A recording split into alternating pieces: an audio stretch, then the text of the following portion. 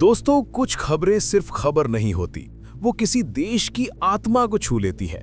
आज जो खबर आई है वो बिल्कुल वैसी ही है, क्योंकि आज वही इंटरनेशनल मॉनेटरी फंड यानी IMF, जो हमेशा भारत की इकोनॉमी पर सवाल उठाता रहा, वो आज खुद कह रहा है, India has proved everyone wrong. यानी भारत ने पूरी दुनिया को गलत साबित कर दिया है।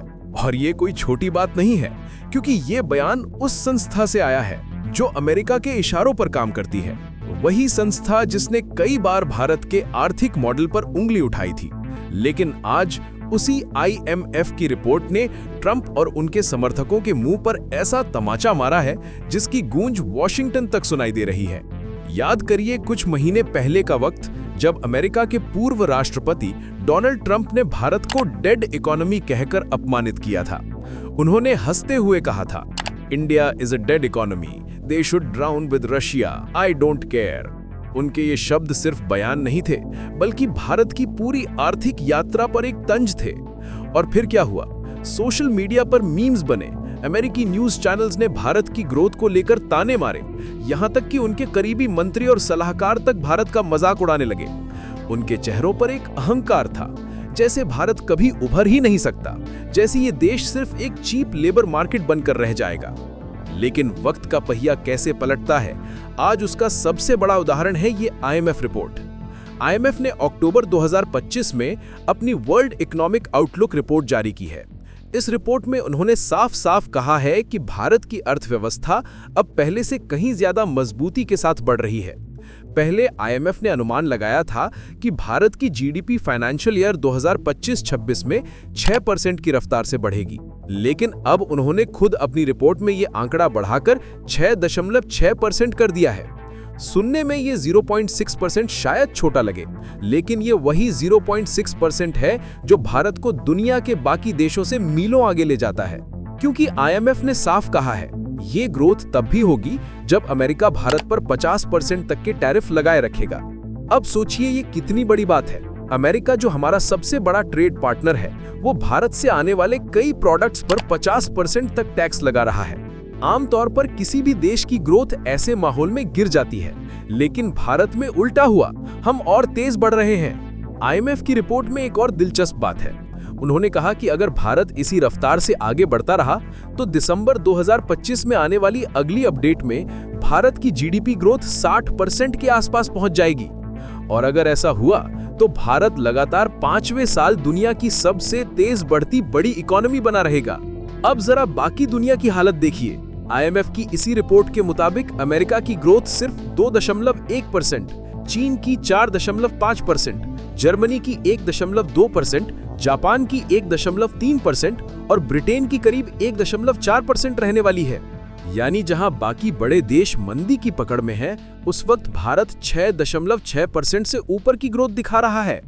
ये है इंडिया स्टोरी, जो अब बाकी दुनिया के लिए केस स्टडी बन चुकी है। लेकिन दोस्तों, सवाल ये है कि आखिर ये सब हुआ कैसे? जब अमेरिका ने 50% टैरिफ बढ़ा दिए तो भारत की इकोनॉमी गिरी क्यों नहीं? इसका जवाब दिया खुद IMF की चीफ क्रिस्टालिना जॉर्जिएवा ने। उन्होंने कहा, India is countering global slowdown through domestic reforms and strong internal demand. यानी भारत ने विदेशी दबाव का जवाब अपने सुधारों से दिया है। भारत ने दिखा दिया कि अगर सिस्टम मजबूत हो तो कोई भी बाहरी ताकत हमारी ग्रोथ रोक नहीं सकती। जब ट्रंप ने टैरिफ लगाए, भारत का अमेरिका को एक्सपोर्ट थोड़ा घटा, लेकिन सरकार ने फौरन एक समझदार चाल चली। देश के अंदर लोगों की खरीद शक्ति बढ़ा दी, GST में राहत दी गई, कई सेक्टरों में टैक्स कम कर दिए गए, जिससे लोगों ने अपने ही देश में ज्यादा खर्च करना शुरू कर दिया। नतीजा ये हुआ कि जो नुकसान एक्सपोर्ट से हुआ वो डोमेस्टिक कंजम्पशन ने पूरा कर दिया। आज IMF कह रहा है कि भारत की GDP में 60% से ज्यादा हिस्सा अब घरेलू खपत से आता है। मतलब हमारी इकोनॉमी अब एक्सपोर्ट डिपेंडेंट नहीं रही, हम खुद अपने ग्रोथ इंजन हैं, और यही भारत की असली ताकत है। IMF ने भारत के रिफॉर्म मॉडल की भी तारीफ की है। उन्होंने कहा है कि पिछले 5 सालों में भारत ने ऐसे स्ट्रक्चरल रिफॉर्म्स किए हैं जिनसे पूरी इकोनॉमी की दिशा बदल गई है। GST सिस्टम का digitalization, PLI scheme, make in India mission, startup India ecosystem और अब सेमीकंडक्टर मिशन, इन सब ने भारत को एक मैन्युफैक्चरिंग पावर हाउस की तरफ ढकेल दिया है।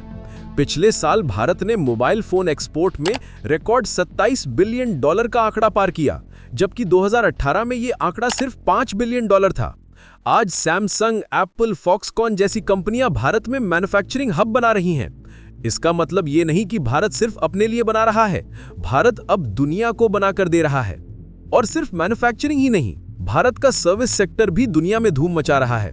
IMF ने लिखा है कि भारत का IT और डिजिटल सर्विस सेक्टर अकेले $250 बिलियन से ज्यादा का वैल्यू बना रहा है और अगले 3 सालों में ये आंकड़ा $400 बिलियन की पार जाएगा।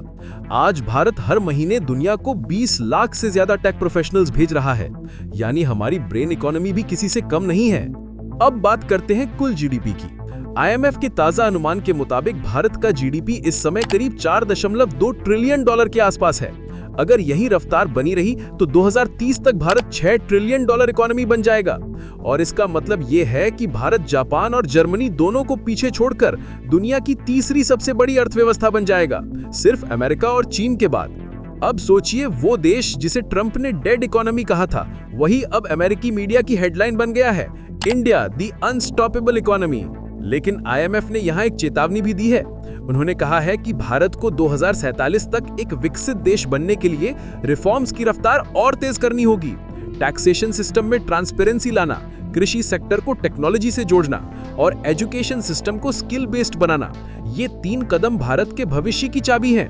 अगर ये तीनों सुधार समय पर पूरे हुए तो IMF का मानना है कि भारत की प्रति व्यक्ति आय, जो आज करीब $2,800 है, वो 2047 तक $10,000 के पार जा सकती है और उस दिन भारत खुद को एक डेवलप्ड नेशन कह सकेगा।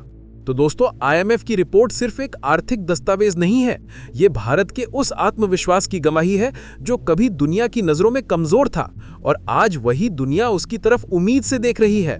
आज IMF की चीफ ने भारत को जो शब्द दिए हैं, वो सिर्फ तारीफ नहीं, वो विश्वास की मोहर है। कभी वो कहते थे इंडिया कांट कम्पीट, आज वही कह रहे हैं India has proved everyone wrong. और यही फर्क है बीते दशक के भारत और आज के भारत में। पहले हम दुनिया की योजनाओं का हिस्सा थे, अब हम योजनाएं बनवाते हैं। पहले हमें सलाह दी जाती थी, अब हम सलाह देते हैं। पहले हमें कमजोर कहा जाता था, अब हमें एग्जाम्पल कहा जाता है। तो दोस्तों, अब सवाल आपसे, आपको क्या लगता है, भारत को अगला बड़ा सुधार किस सेक्टर में करना चाहिए? टैक्सेशन, खेती या एजुकेशन?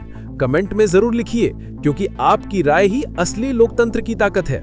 और अगर आपको गर्व महसूस हुआ तो वीडियो को शेयर जरूर कीजिए, क्योंकि आज IMF नहीं, पूरी दुनिया बोल रही है India has proved everyone wrong. जय हिंद।